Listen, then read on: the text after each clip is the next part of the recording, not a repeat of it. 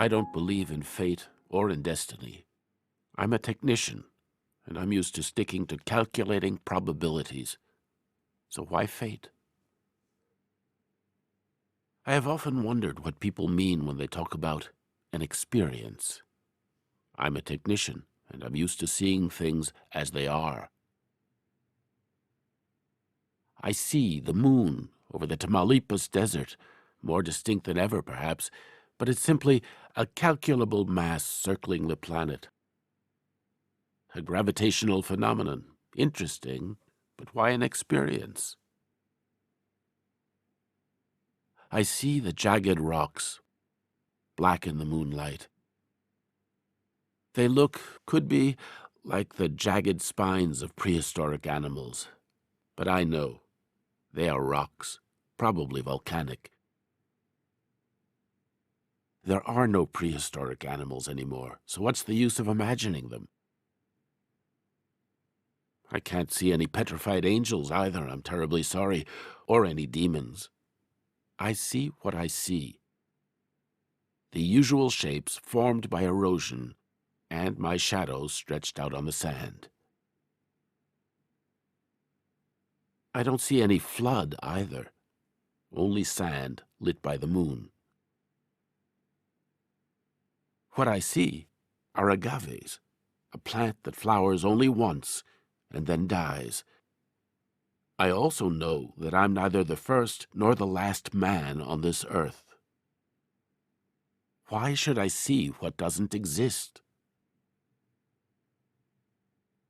Nor can I make up my mind to feel something like eternity. I don't feel anything at all except the sifting of the sand with each step I take. There was absolutely nothing to film. I couldn't get over it, how time flies, how we grow old.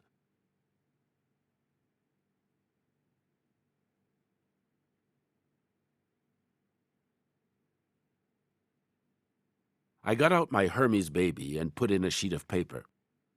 So I wrote to Ivy. I'd been needing to clear the slate for a long time. For once, I found the calm and the time. The calm of an entire desert. Ivy was a model. She selected her clothes to match the color of her car, I think. The color of her car to match her lipstick, or the contrary. I don't know. I just knew what she was always criticizing me for, that I have no taste whatsoever and that I don't want to marry her. That I'm egotistical, according to her, a brute, a barbarian when it comes to taste, a monster as regards women. I knew what she reproached me for, and I'd had enough of it. That by principle, I didn't want to get married. How many times did I tell her that? Ivy started to cry, so she'd heard quite clearly what I'd said. I didn't marry Hannah, whom I loved, so why would I marry Ivy?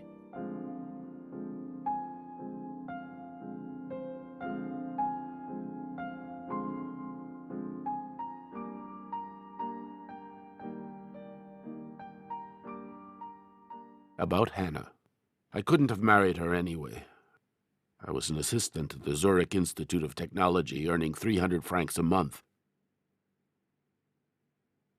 There was no question of marrying from a material standpoint without even considering the rest of it. Besides, Hannah never blamed me for not having married her. I was ready to do it.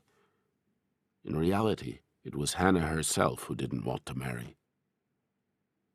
We were both way too young, without considering my parents, who thought Hannah was very nice, but who were afraid for my career if I married a half-Jew. A concern that irritated and completely enraged me. Unlike my father, I was not anti-Semitic. I guess I was simply too young, like most men under 30, not mature enough to be a father. I was ready to marry Hannah. I felt that it was my duty. I wasn't a coward. Besides, we truly loved each other. Hannah was pregnant. She claimed that I was scared to death, which I still contest today. I only asked her, "Are you sure?" Just a realistic, reasonable question, in my opinion. And verbatim I said, "If you want to have your child, we should obviously get married." Then later, her reproach that I used the word should. Later, Hannah claimed that I was relieved that she didn't want to keep the child, and downright glad, and that I had put my arms around her shoulders when she started to cry for just that reason. And then, just 2 words from her, "It's over." I had said "your child" instead of "our child." That was what Hannah couldn't forgive me for. One Saturday morning, we went to the town hall to get married. It was teeming with couples, like every Saturday. When at some point Hannah went outside, I didn't think anything of it. People were talking, smoking. When finally the official called us, Hannah wasn't there. We looked for her and found her on the banks of the Limat. She refused to return to the town hall. She said that she couldn't. I tried to convince her. The bells were ringing the hour 11 o'clock all around us. I begged Hannah not to be worried, but it was useless. She shook her head and cried. She kept saying that I was getting married only to prove that I wasn't anti-Semitic. There was nothing I could do. I never heard from her again after that.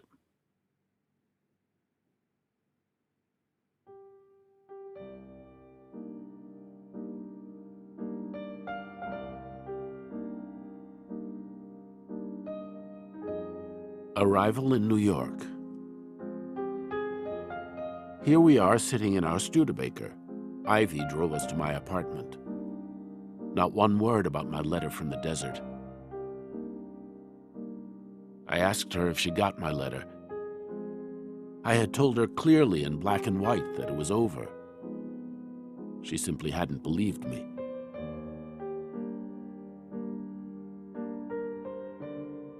I hadn't counted on seeing Ivy again, especially in this apartment that she called our apartment. Ivy had bought flowers, even though I'm completely indifferent to them, and a lobster, and a bottle of Sauterne to celebrate my return from the desert. Maybe Ivy did love me. I've never been sure of anything when it comes to women. It was 6 p.m., and I knew perfectly well what was going to happen during the long evening ahead of us. What happened was very precisely what I didn't want to happen.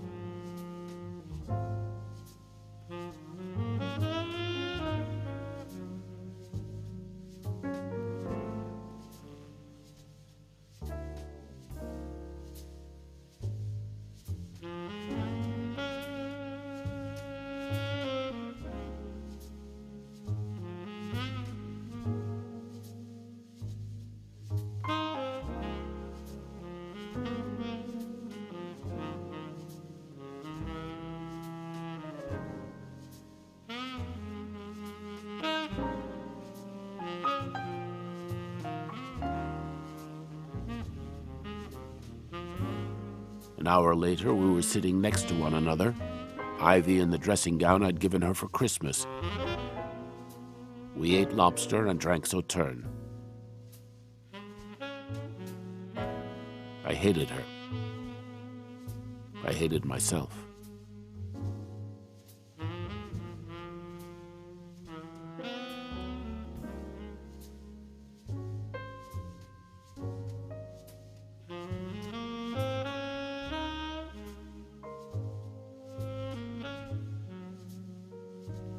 Ivy combing her hair for the 3rd time. Ivy found that I didn't have a sense of humor.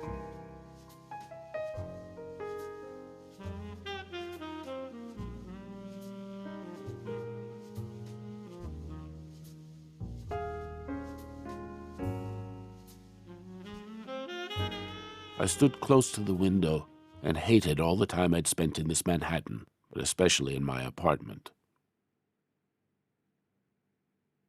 When we drank a toast with our glasses half full, Ivy wished me well on my trip, a happy life at last, without kissing me. We drank standing up, like at a diplomatic reception, and we were standing when we said our goodbyes.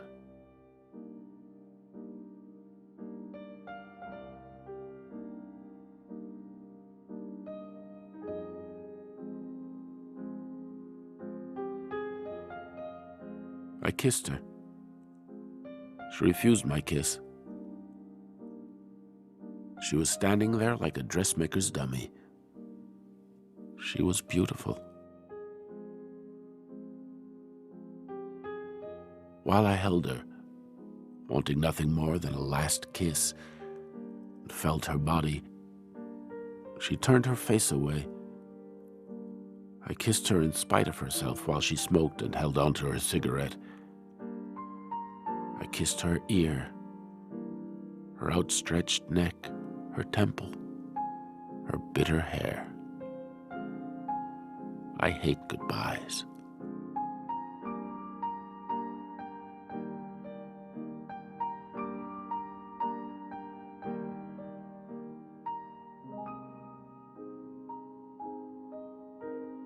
I was sitting in a bar on the banks of the Hudson. I felt like I was starting a new life, maybe just because I had never been on a ship. In any case, I was delighted about this first sea voyage. I felt so excited to be alive, like a kid, like I hadn't felt for a long time. My first trip on a ship.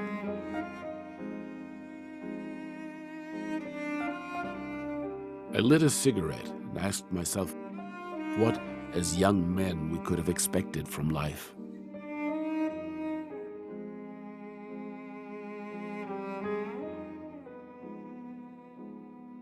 I filmed the entire departure as long as Manhattan could be seen.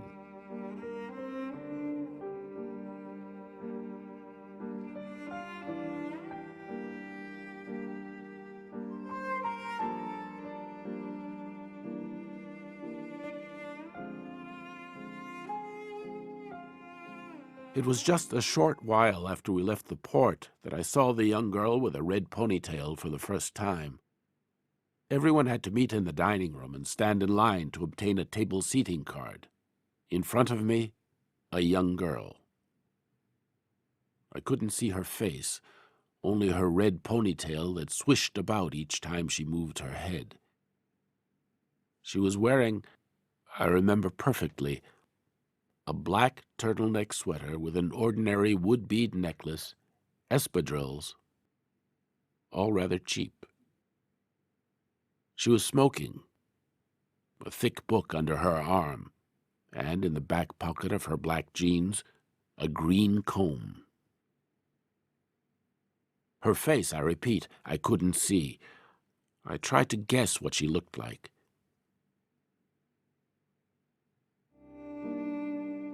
In the meantime, the last American coast, Long Island, had disappeared. Nothing but water all around us. Sabeth was playing ping pong. She was playing with a young man. Her eyes water gray, as is often the case with redheads.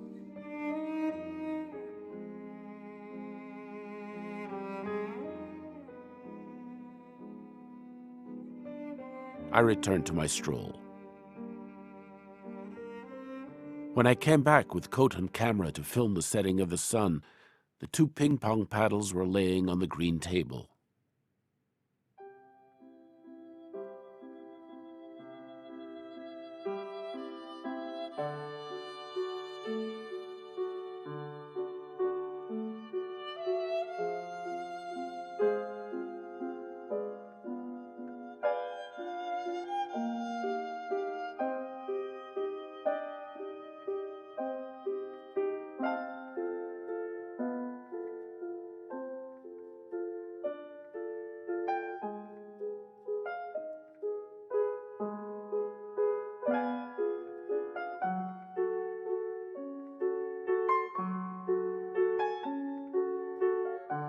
wasn't in love, quite the contrary. She was more of a stranger to me than any young girl had ever been. We could just as well have simply crossed paths.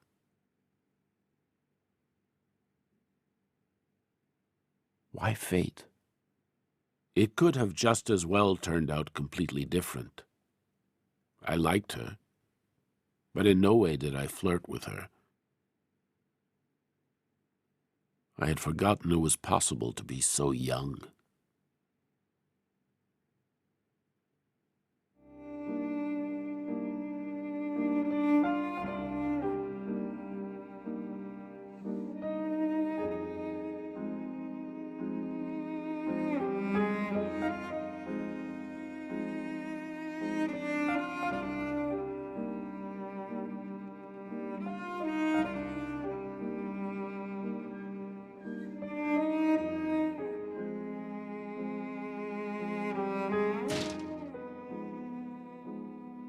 I think she kind of liked me. In any event, she waved at me when she saw me on the deck, lying on her deck chair. She called out to me, "Hello, Mr. Faber." Then she went right back to her book.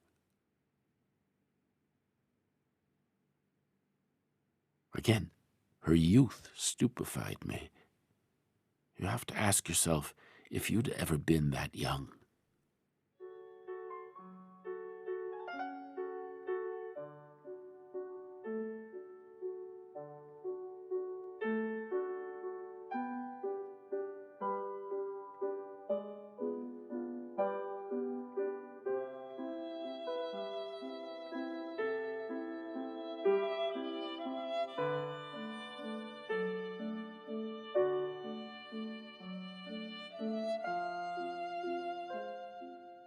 I said to myself that probably any young girl would remind me in one way or another of Hannah.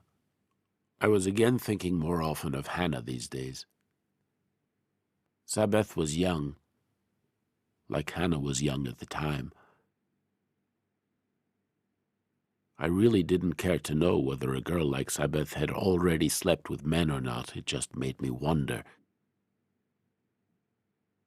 Sabeth thought I was 40 years old, and when she learned that I would soon be 50, she wasn't that surprised. She was 20. What struck me the most when we talked was the way she threw back her ponytail to emphasize her disagreement. But more than anything, the wrinkles on her forehead when she thought one of my jokes, which made her laugh anyway, was stupid.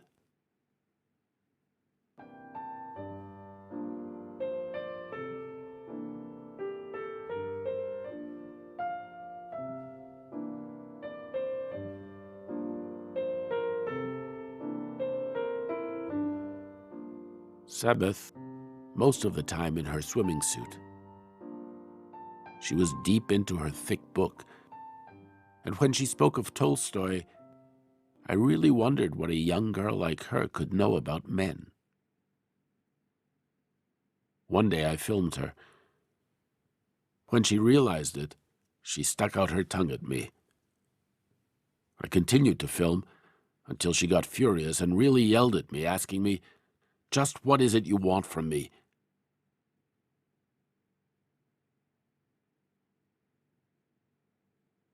"You're always watching me, Mr. Faber. I don't like that."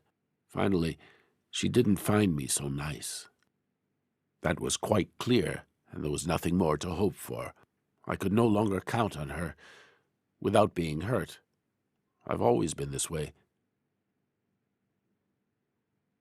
I hate myself when I bother others, and I've never been the type to run after women who aren't interested in me. I found her beautiful. Not exciting, just very beautiful.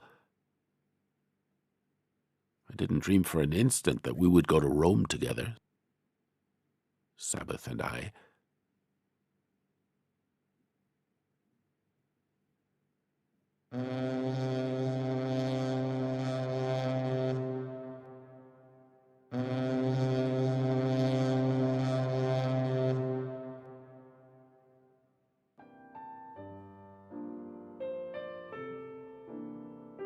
our voyage was reaching its end. I was sorry when I thought that we would be parting in just another 24 hours. I was becoming sentimental, which normally is not really like me. It was hard for me to imagine that we would never see each other again.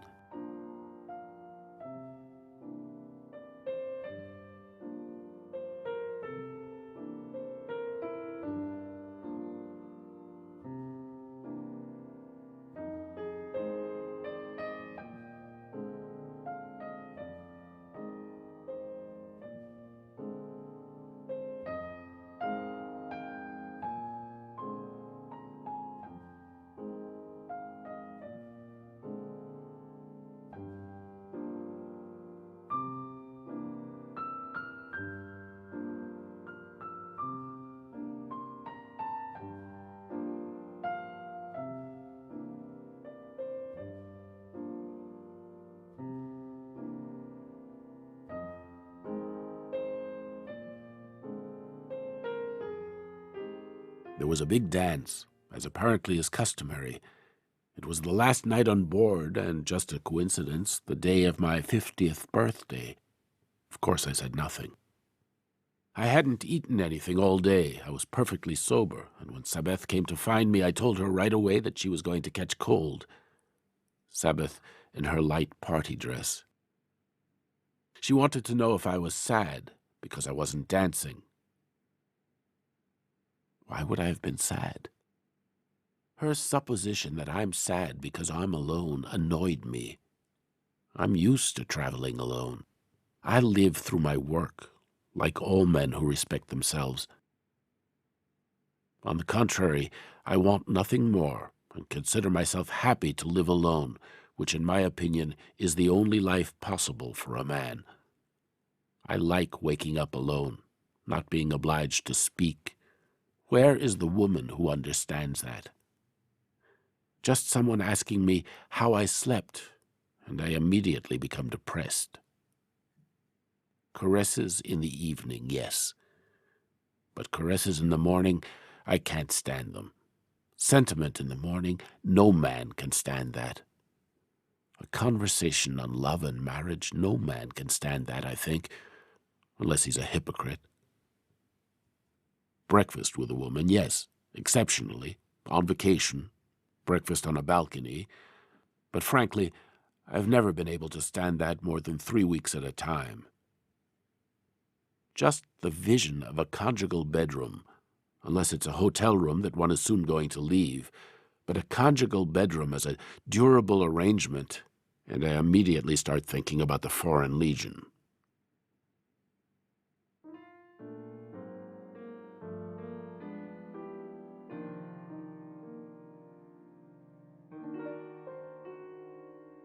Sabeth thought I was cynical, but it's the absolute truth.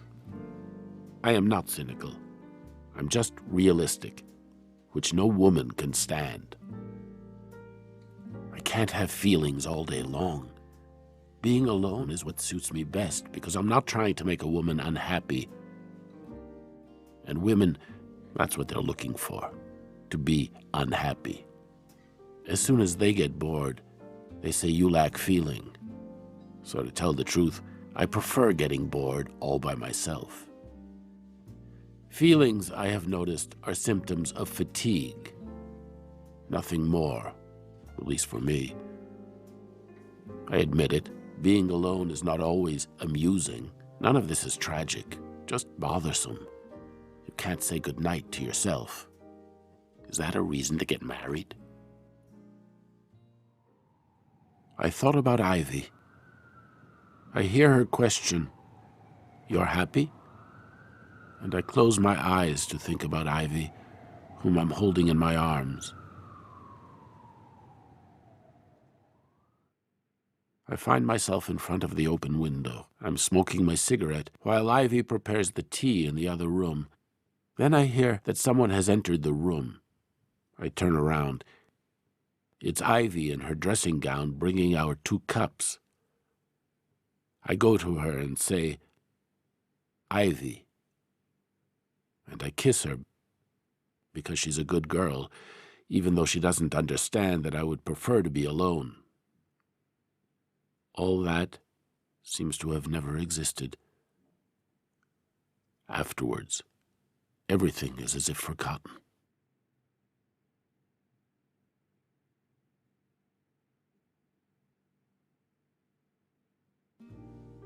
Sabbath asked me what I was thinking about all the time.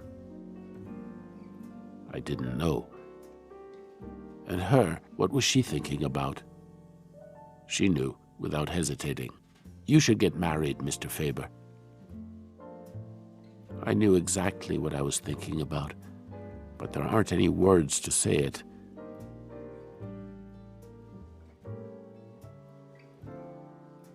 I drank my beer and tried to remember if, long ago, with Hannah, it had been absurd as well, if it had always been absurd. I swirled my glass to bring out the aroma, and I didn't want to think about the mating of male and female, despite the image that flashed in front of me, in spite of myself. Astonishment, fright, like being half asleep.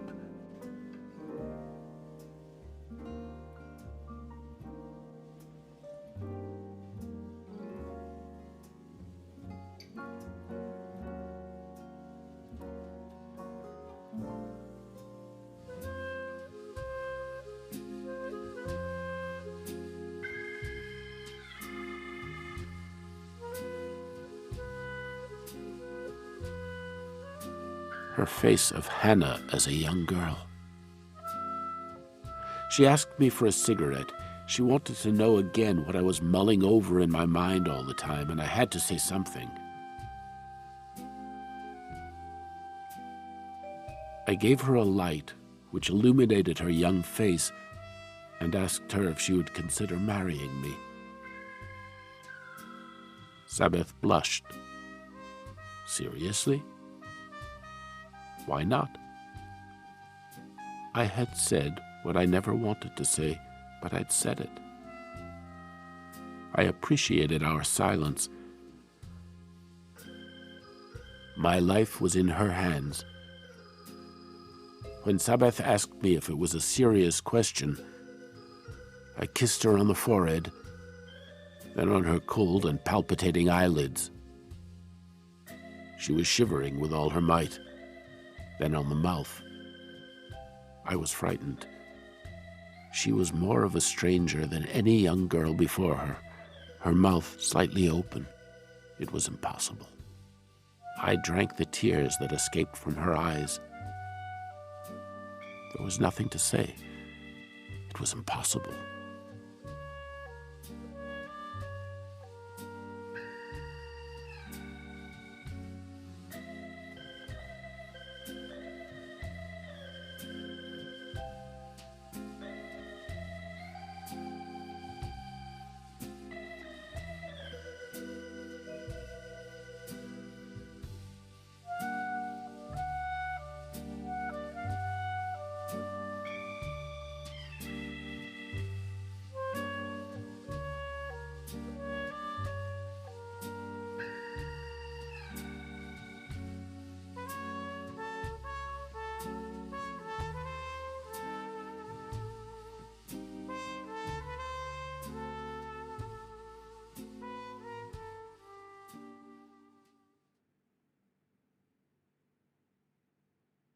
The next day, arrival in Le Havre.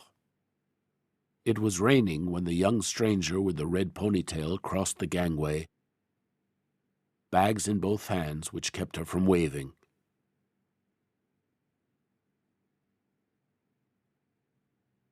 It was spring. We were sitting in the Tuileries Gardens. She really believed that it was a coincidence that we ran into each other in Paris. What if we went to get a coffee somewhere, I said. Oh, she said, with pleasure. She went and sat down at the café. I was happy. I drank my Pernod without hurrying. I observed her through the terrace window. She ordered a drink. She waited. She smoked and looked at her watch. She was truly a child, although an inveterate smoker. I was happier than I had ever been before in this Paris. I was waiting for the waiter to pay to be able to leave, to join the young girl who was waiting for me.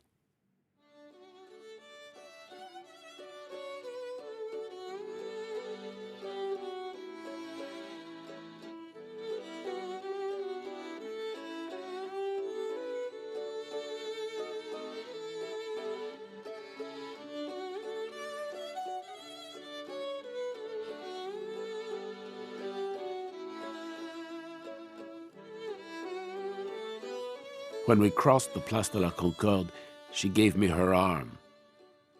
I hadn't expected it.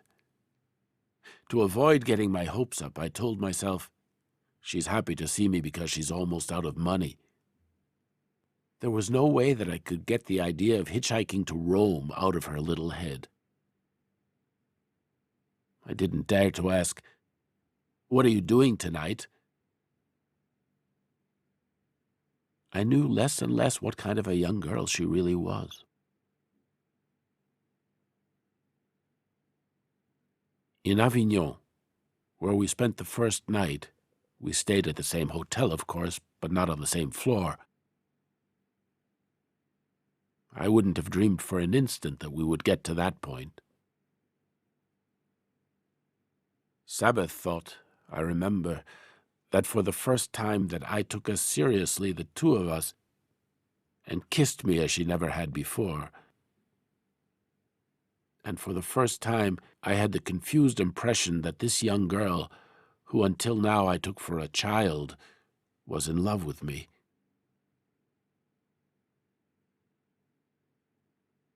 In any event, it was she who that night, when we had stayed outside until we were trembling with the cold, came to my room.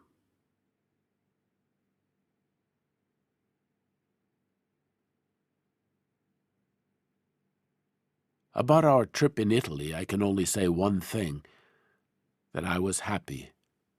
Because Sabbath, too, I think, was happy, despite the difference in age.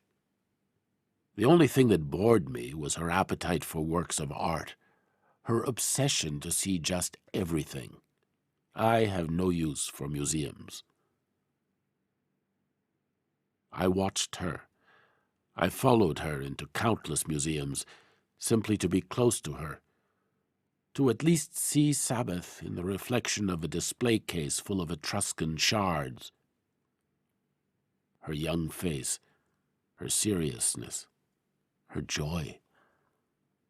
She continued to find me cynical, not in relation to her, but in relation to life in general, and ironic, which she couldn't stand, and often I no longer knew what to say. Did she even listen to me? I had the clear impression that I no longer understood youth. Her constant concern that I don't take her seriously was contrary to reality. I didn't take myself seriously, and there was always something that made me jealous, even though I was trying hard to be young. In this sense, our odyssey was not always easy, often comical.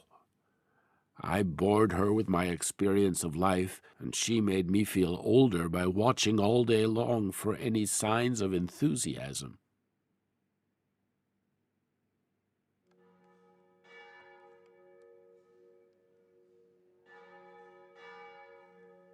She delighted in seeing Tivoli, in seeing Mother, in seeing breakfast arrive, in the future, in having children, in her birthday, in listening to a record, in things that were defined, and especially that were undefined.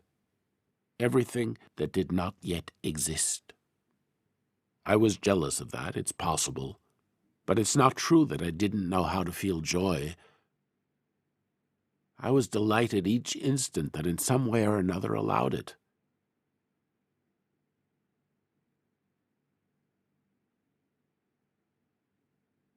It's true that I don't do somersaults and that I don't sing, but I too am nonetheless quite capable of being happy, of feeling delight. What delighted me the most was her joy. I was surprised sometimes that she would sing for so little, for nothing at all, really. Her resemblance with Hannah came to my mind less and less, the more we became intimate, the girl and I.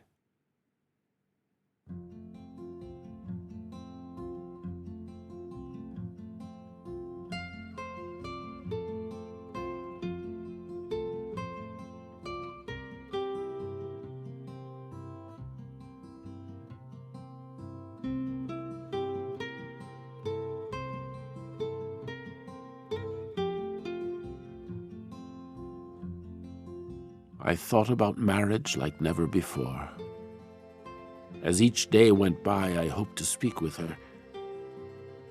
I was determined to be frank, only I was afraid that she would not believe me and that she would make fun of me.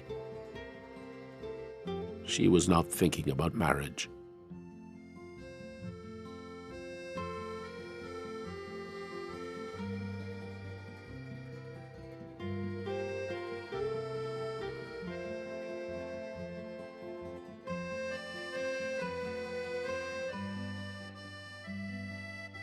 Here we are, walking along the Via Appia, 3 kilometers on foot. We were lying in the shade of a pine tree, smoking cigarettes. I relished the pleasure of not having anything to visit. It was enough for me to be lying in the grass, her head on my shoulder.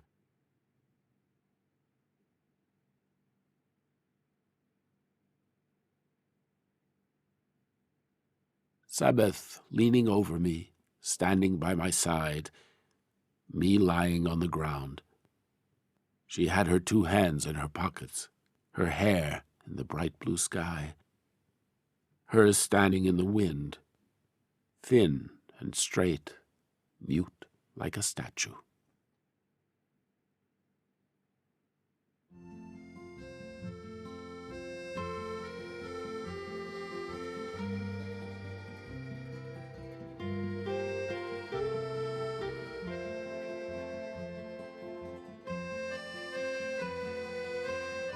The Via Appia, queen of all roads, built in 312 BC by the censor Appius Claudius Caecus. I can still hear today, after all this time, her Baedeker voice as she read her guide.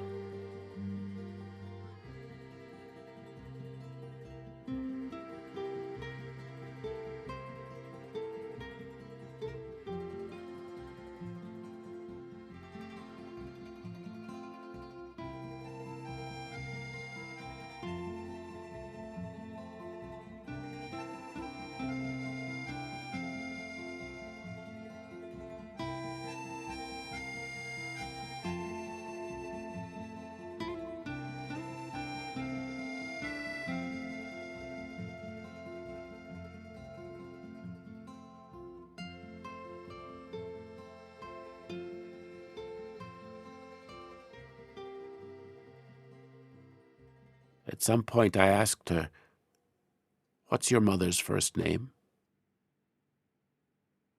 "What did you ask?" "What's your mother's name?" "Piper," she said. "What do you think her name is?" I meant her first name, obviously. "Hannah." Then my questions. Did your mom study at the university in Zurich? The idea was, of course, to precisely identify the dates. "I wasn't there then," she said. My last question. And her maiden name? Landsberg? I had let go of her arm, exhausted. It took all my strength just to remain sitting. I had hoped that she would run away now. "Did you know my mother?" I nodded. "No," she said. "Really?"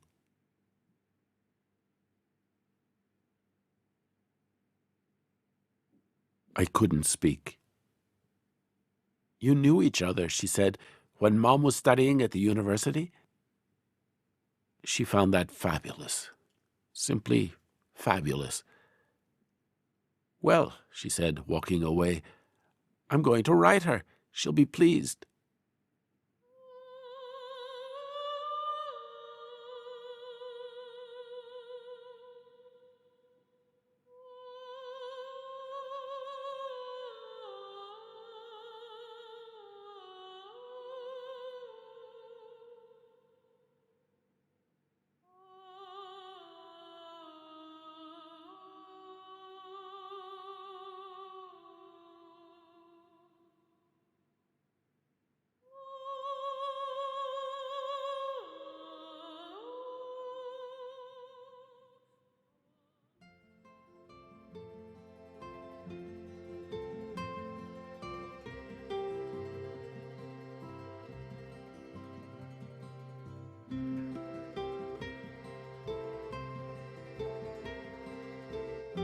At present, now that I know everything, I simply cannot understand why, after the conversation on the Via Appia, I still hadn't understood everything.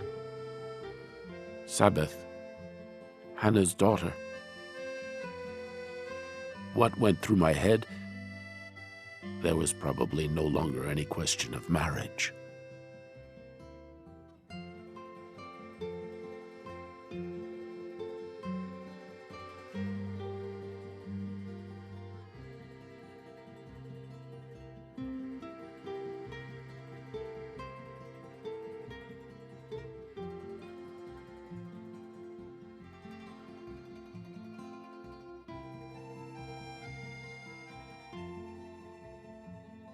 I held her head in such a way that she couldn't move it, with both hands. My hands like a vice. She closed her eyes. I did not kiss her. I simply held her head like a vase, light and fragile, then heavier and heavier, until she slowly opened her eyes to see just what it was I wanted. I didn't know myself. Then my question. Leave me alone, she said. I waited for her answer. No, she said. You're not the first man in my life. You knew that. Nothing. I knew nothing. No, she said. Don't worry about me. The way she brushed her hair away from her temples.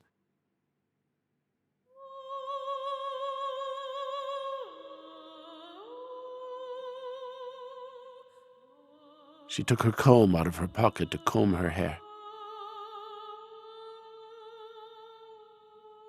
She held a bobby pin in her teeth.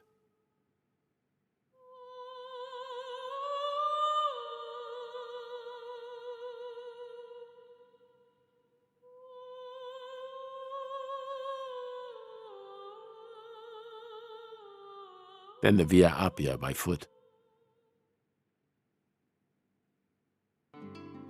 We stayed until midnight in that popular pizzeria between the Pantheon and the Piazza Colonna.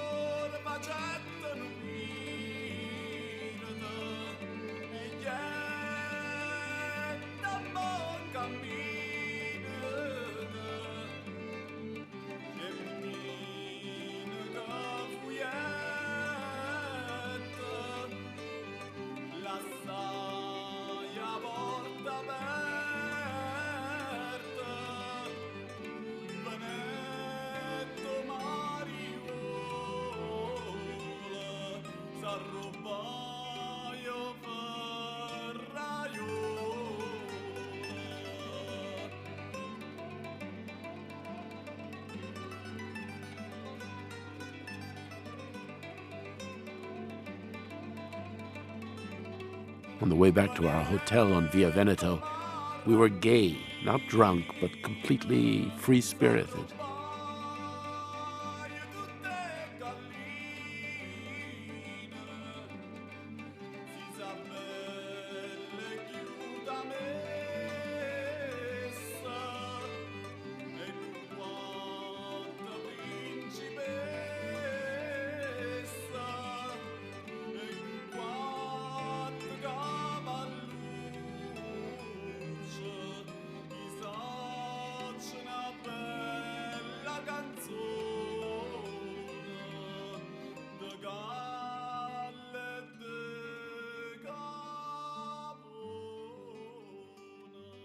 I don't know how long I remained standing in my room without drawing the curtains.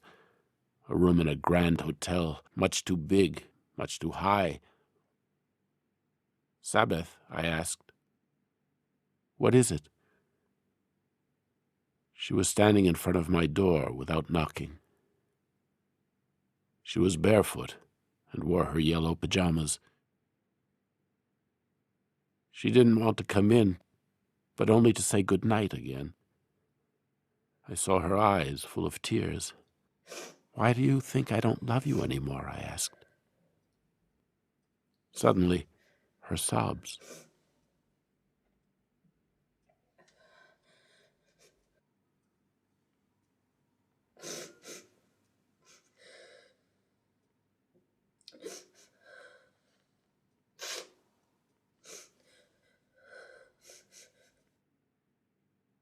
She finally fell asleep. I had covered her up because the window was open and the night was cool. I was lying next to her. I couldn't move. Her head was resting on my shoulder. I heard the bells ringing hour after hour while Sabbath slept. The warmth of her hair and her breathing. So just what was I guilty of? I met her on the ship. A young girl with her ponytail swishing in front of me. I noticed her. I spoke to her like people speak to each other on ships. I didn't run after her. I didn't tell her any tall stories. To the contrary, I spoke to her more openly than I normally do. I asked her to marry me, but I wasn't in love with her, and we both immediately understood that it was nonsense, and so we parted.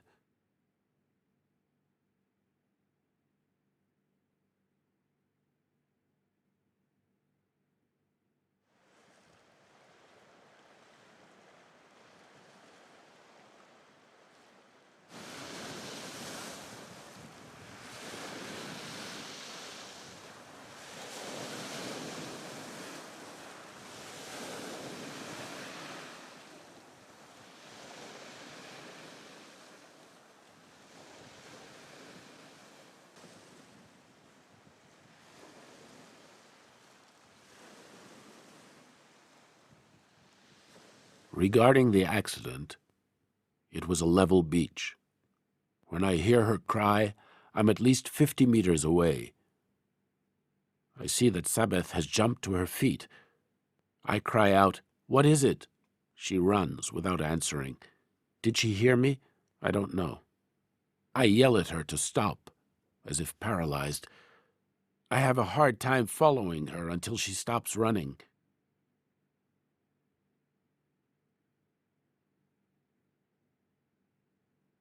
Sabbath at the top of the bank. She holds her right hand on her left breast, waits, and gives no response. Until I climb the bank and come closer. Then this absurdity of slowly moving backwards in front of me, whereas I just want to help her until she falls backwards over the bank. This was the accident. I didn't see the snake. I just heard Sabbath cry out. When I reached her, she had lost consciousness. I saw her fall. I ran towards her. She was lying there, unconscious, because of her fall, I thought. Only then did I see the bite above her breast, 3 small points close to one another. I immediately understood.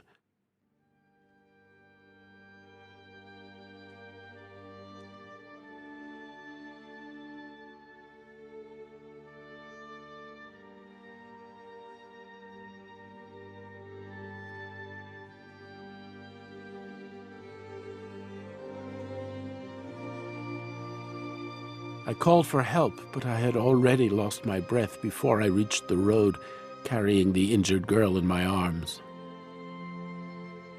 My despair when I saw a Ford go by. I yelled as loud as I could, but the Ford continued on its way.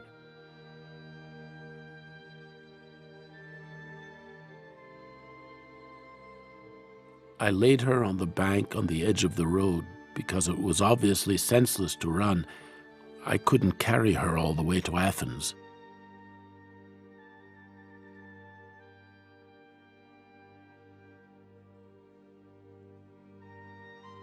Sabbath slowly came to, her eyes open but vacant. She complained only of being thirsty. Her voice was completely hoarse, her pulse very slow. Then vomiting accompanied by sweating.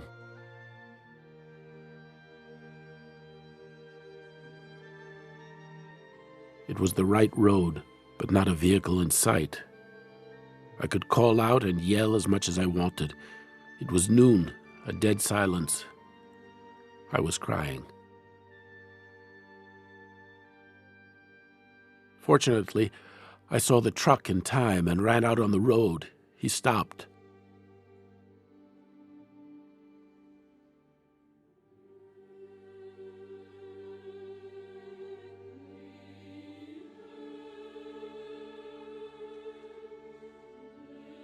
I was now sitting next to the driver, the wounded girl in my arms.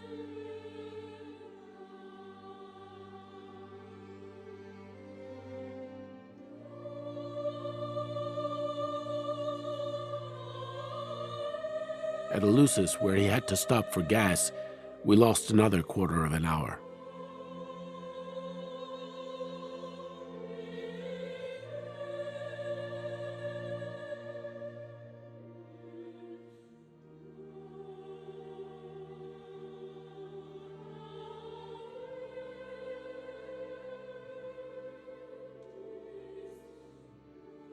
The truck crawled its way to Daphne.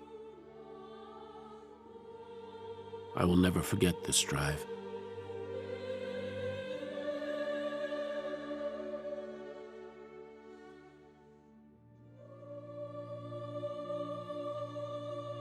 Sabbath slept, and I didn't know if she would ever open her eyes again.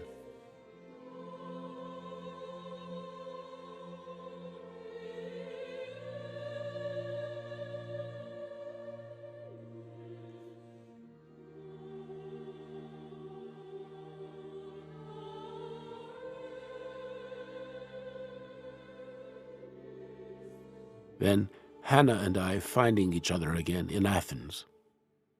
She was talking with a nurse and asked if the operation was over.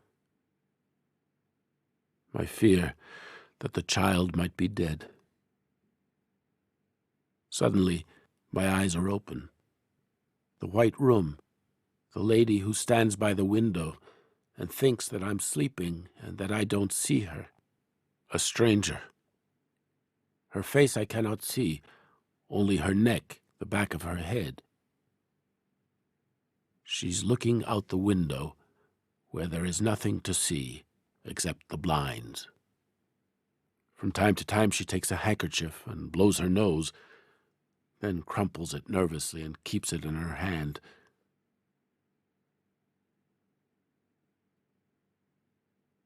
She could be a doctor, a lawyer, or something like that. She doesn't say a word, just looks at me. She was smoking. How did it go? Let's hope for the best, she says. It's done. Let's hope for the best. Is she alive? Yes, she says. I didn't think for an instant that we hadn't spoken to each other for 20 years. We spoke about the operation that took place an hour before. How long have you been in Greece?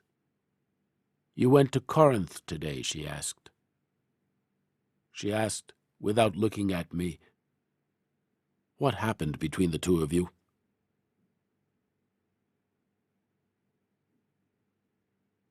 The doctor who had seen Sabeth reassured us. He understood English and answered in Greek. Hannah translated the most important points. His explanation, why it was not a common viper, but an asp. I didn't want to leave the hospital without having seen Sabeth, if only for just a minute. Maybe it was lucky that the child didn't recognize us. She was sleeping with her mouth open. She was very pale, her ear white as marble. She was breathing slowly, but regularly, as if she were happy. And at one point, when I stood beside her bed, she turned her head to my side.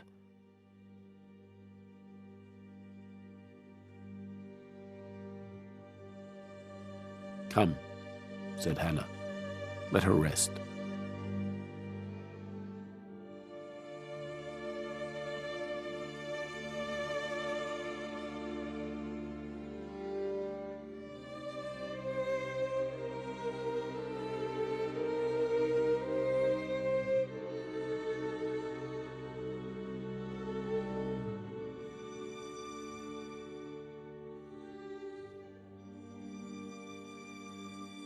Then her apartment. Hannah, the stranger, but Sabeth's mother.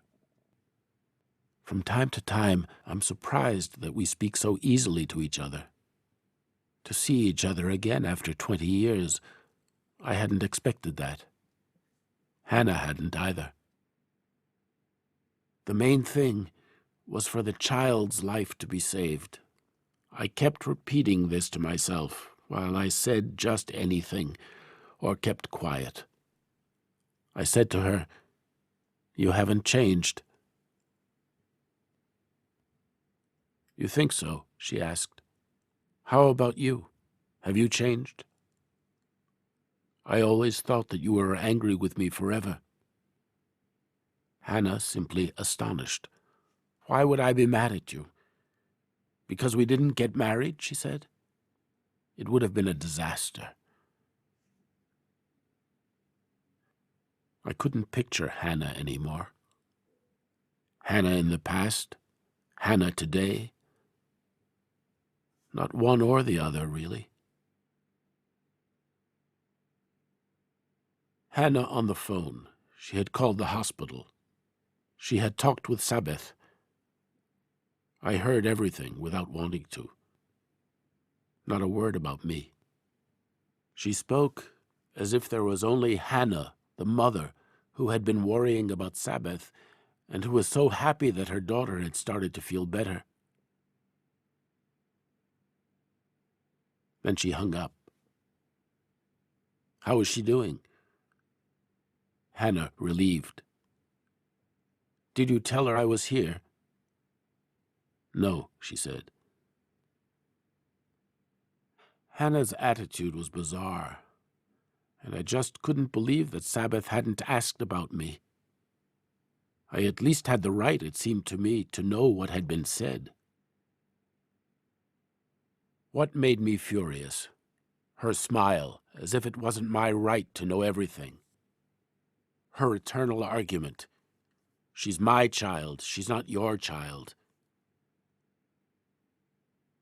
Tell me, what do you have to say to my daughter? What is it that you really want from her? What happened between you? Where did you meet Sabeth, she asked. On the ship? Sabeth had written that a man of a certain age had asked her to marry him. Is that true? I let Hannah talk. That's just the way it is and always was, she said. We can't hold back life in our arms, Walter. You can't either. I know, I said. Why are you trying to do it then? Life carries on with the children, she said. Walter, she asked, how old are you? Then her phrase, that she didn't have 100 daughters but only one, I knew that quite well, and that her daughter only had one life. I knew that too. Hannah, too, only had one life, a wasted life. And me, too. Did I know that? That I only had one life? I asked her, why wasted? Hannah smoked instead of eating. You're a man, she said. I'm a woman. There's a difference, Walter. I won't have any more children. She said that twice over the course of the evening. My work, she said, as you can see, ruins, shards. This is supposed to have been a vase from Crete. I glue the past back together. I cannot see at all why Hannah's life would be wasted. On the contrary. She found it normal that men, she said, are stubborn, and only regrets her own stupidity to have taken each one of us to have been an exception. She thinks it's stupid that a woman wants to be understood by a man. A man, said Hannah, looks for the mystery in a woman. A man only listens to himself, according to Hannah. That's why the life of a woman who tries to be understood by a man can only be wasted, according to Hannah. A man thinks he's the master of the world and takes a woman to be his mirror. A master is not obliged to learn the language of the oppressed. A woman is obliged to do so, and yet it's no use for her to learn the language of her master. On the contrary, she only learns a language that always puts her in the wrong. Where, she asked me, did you go in Rome? I gave her my report. Her look. I will never forget that look. She didn't say a word. I didn't dare look in her eyes when the thought came to me, just for a second, that I had held Sabeth in my arms. Here was Hannah, her mother, sitting in front of me, the mother of my lover who is herself my lover. Tell me, she said. Tell me what happened. I was astonished at her calmness. Things had, in a way, begun again as if 20 years hadn't gone by, or, more precisely, everything was as if, despite the years of separation, we had spent all that time together. Why are you traveling with Sabeth? She asked. Do you love her? I drank my coffee. How long have you known? She asked. Then, an interminable silence. I felt like a monster.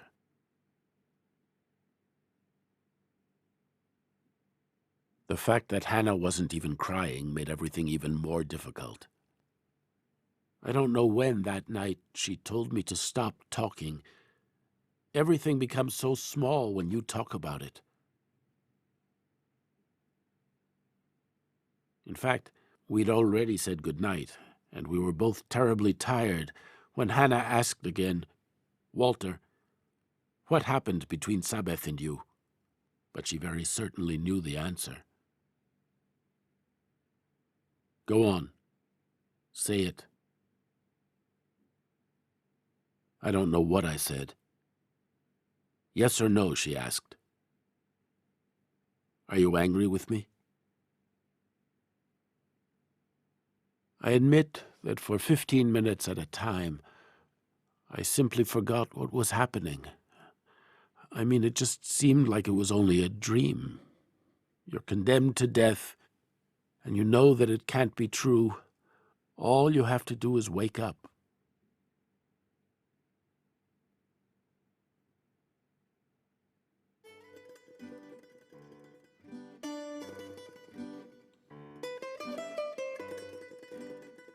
"24 hours earlier, we were still sitting on the Acro-Corinth, Sabbath and I, waiting for the sun to rise. I will never forget it.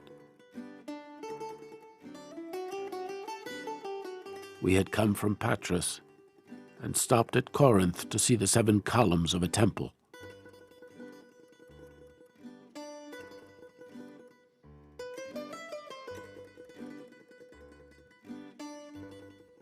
Sabbath thought my idea was great, to continue walking in the night and sleep under a fig tree. Then the barking of the sheepdogs, the braying of a donkey in the night. Suddenly we are frightened by the bell of a goat. Then silence again on the black slopes that gave off a mint fragrance. Silence with the beatings of hearts and thirst, only the wind in the grass, like the tearing of silk.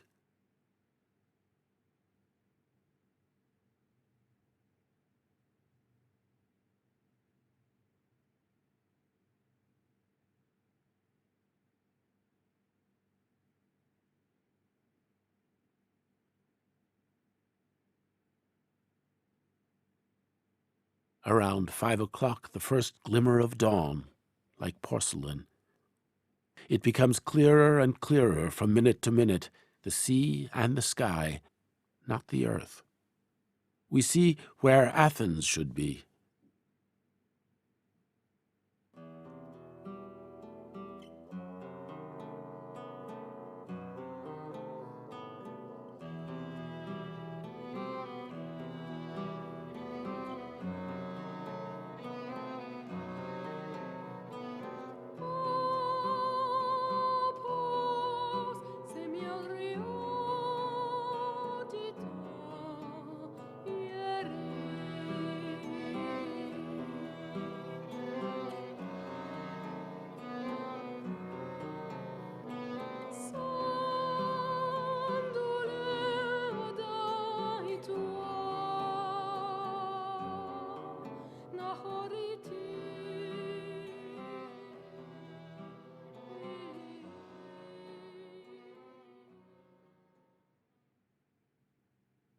The first heat, and Sabbath who kisses me as if I had offered it all to her. The sea, the sun, everything. She's happy, she says.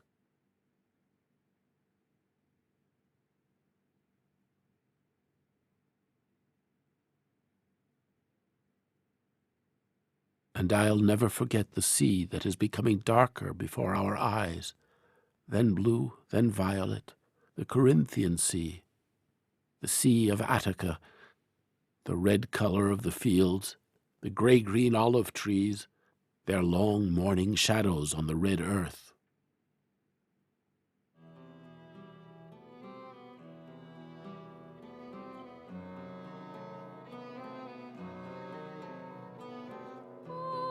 I will always see Sabbath sitting on that rock, her eyes closed, silent beneath the sun's rays.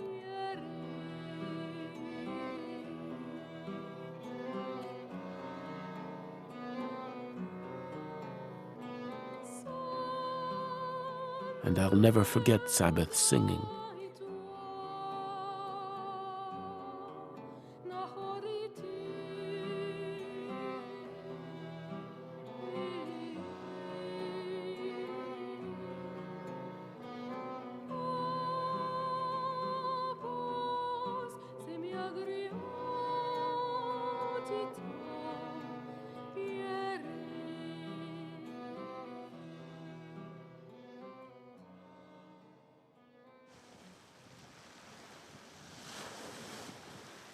Only 24 hours later, the same breaking of the waves, the same sun, the same wind in the broom plants.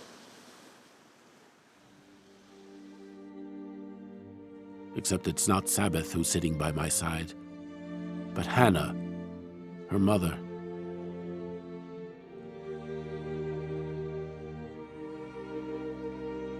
This is where you went swimming? Yes, I said. It's beautiful here, she said. It was awful.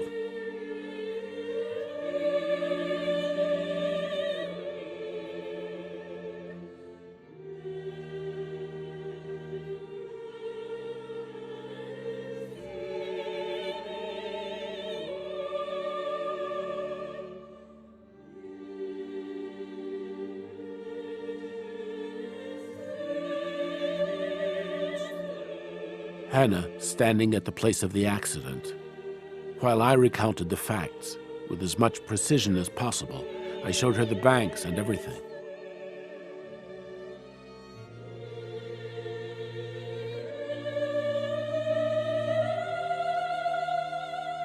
Hannah like a friend, whereas I was expecting her, the mother, to curse me.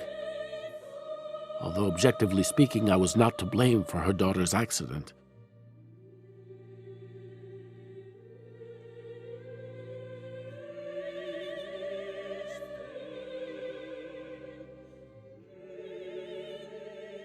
If we hadn't been convinced that the child was out of danger, we would not have spoken, of course, like we did on the beach that day. You know, she said, that she's your child. I knew.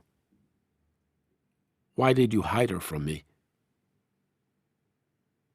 No answer. We stayed there for a long time. There is always, I find, some sort of future. Never has the world stopped all of a sudden. Life goes on. Yes, she said, but maybe without us.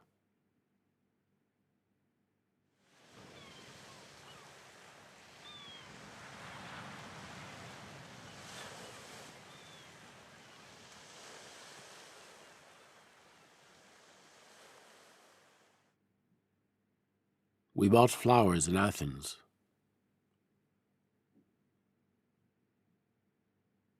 In the waiting room, where we were asked to wait, we still didn't have any idea.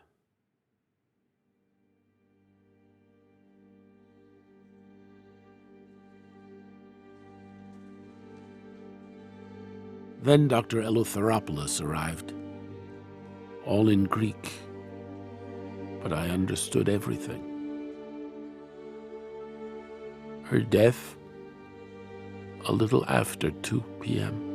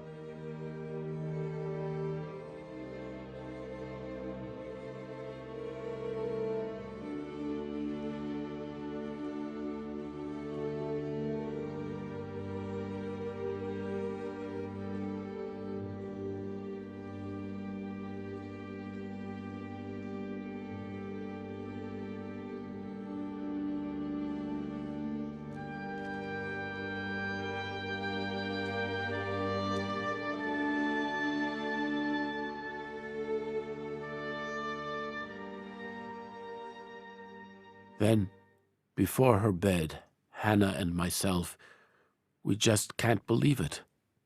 Our child, her eyes closed, exactly as if she were sleeping, but white as plaster, her long body beneath the sheet, her hands alongside her hips, our flowers on her breast.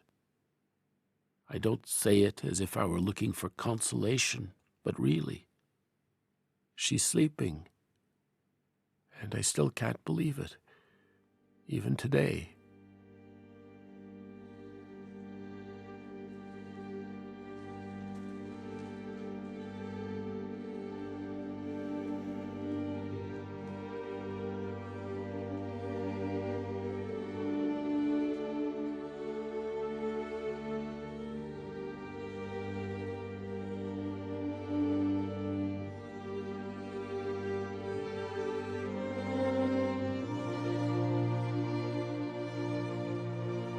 "She's sleeping," I said.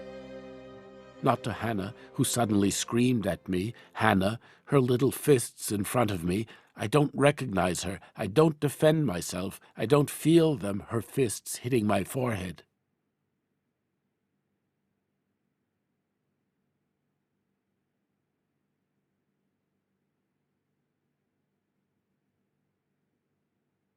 It has been proven today that the death of our daughter was not caused by the snake's venom, defeated with success by the injection of serum.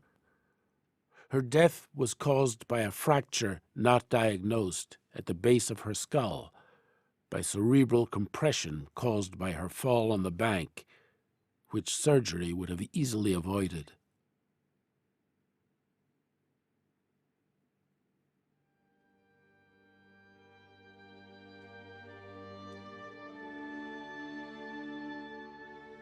The old Avignon bridge that stops in midstream. Simply that. Sabbath in Avignon.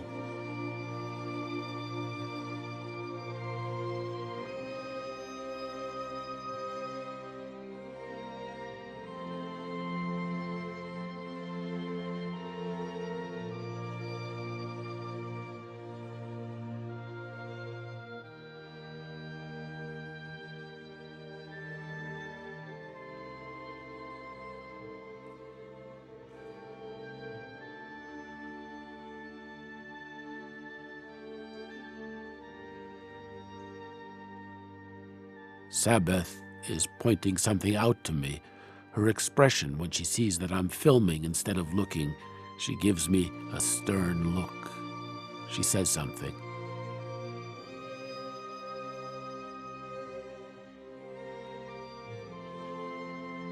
Her face that exists no more.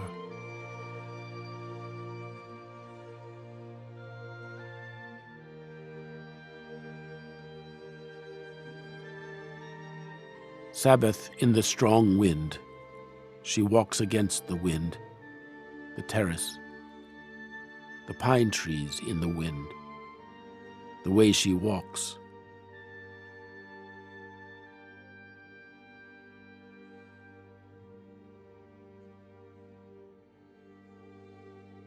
The Pope's garden, everything flying about, her hair, her dress like a balloon.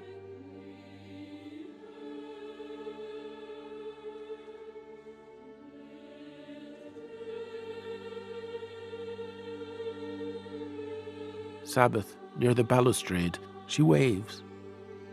Her movements.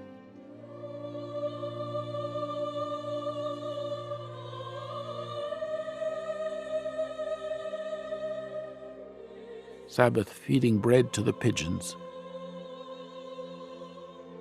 Her body that is no more.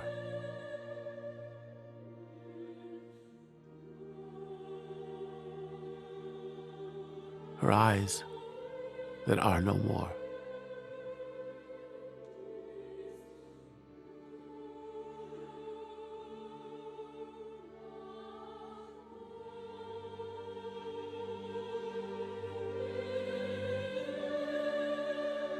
Sabbath gathering flowers. Her body that is no more.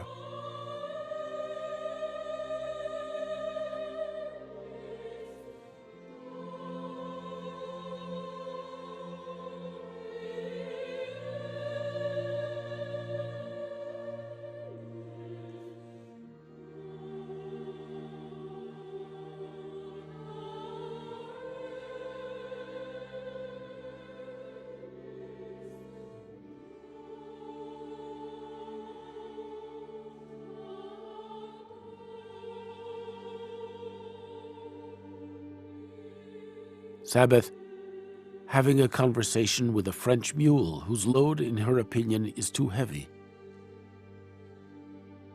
Her hands that are no more, not anywhere. She pets the mule.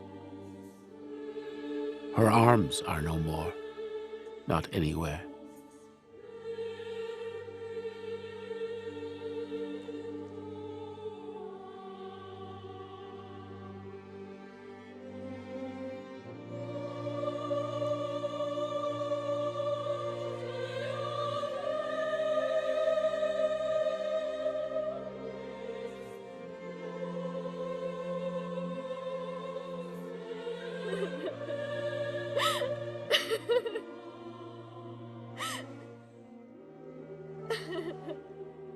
Her laugh that I will never hear again.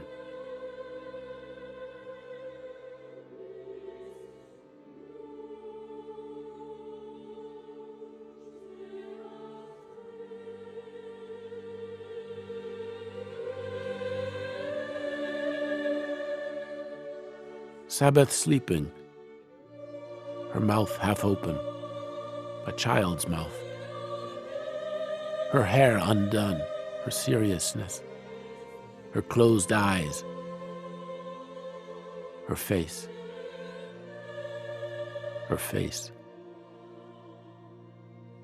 her body that breathes.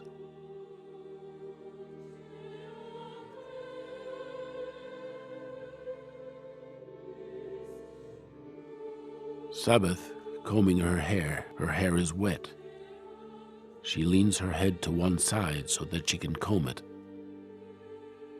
She can't see that I'm filming. She's telling me something while she combs her hair.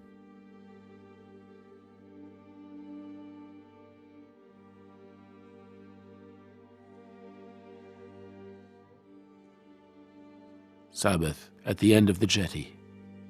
Our dead daughter, she sings.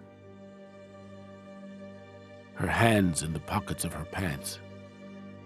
She thinks she's all alone and sings, but we can't hear her.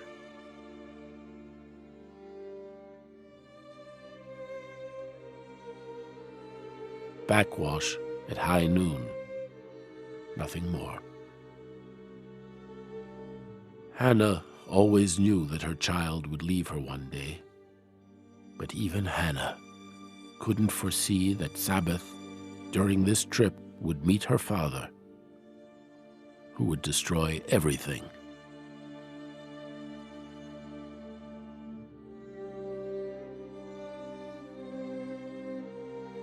Be in the world. Be in the light. Stand up to the light. The joy, like our child when she sang.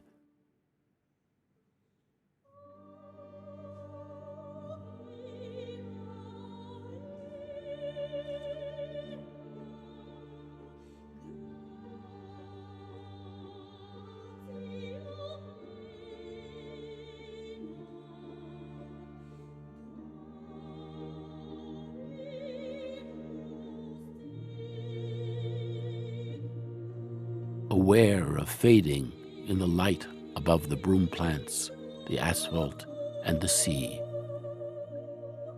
Stand up to time. I mean, eternity in each instant. To be eternal.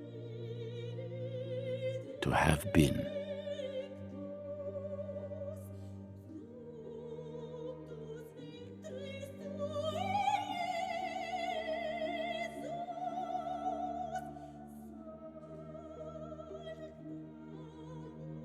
Stand up to time. I mean, eternity in each instant. To be eternal. To have been.